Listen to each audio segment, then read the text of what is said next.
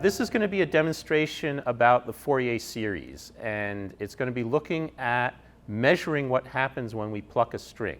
So here we've got a guitar.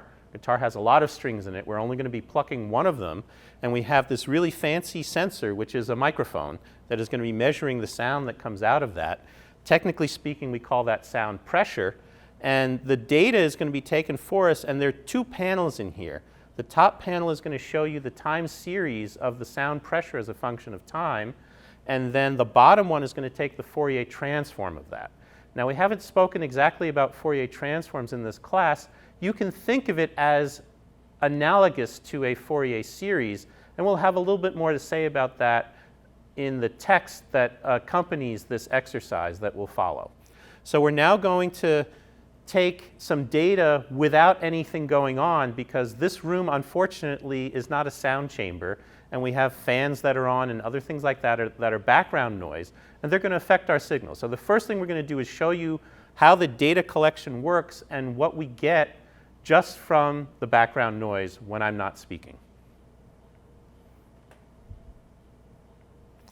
What you can see here is we're getting a little bit of a ripple in the time sequence.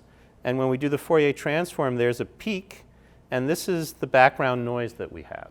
Now, what we're going to be doing is taking the data with the plucking of the string. As you might know, musical instruments are not designed to produce pure tones.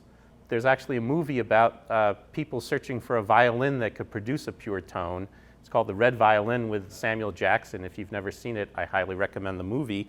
But in general, we actually don't want musical instruments to produce a single tone. So after this has been plucked, we're going to wait just a little while before we take the data, because then we get a more pure tone toward the end of the vibration of the string.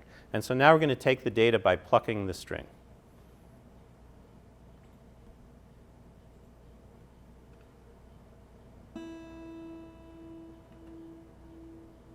So you can see here we're getting this clear musical tone that's coming along. It's not exactly a sine wave, and if you look carefully, you can even see it's got a little bit of an oscillation on it that's coming from the background noise.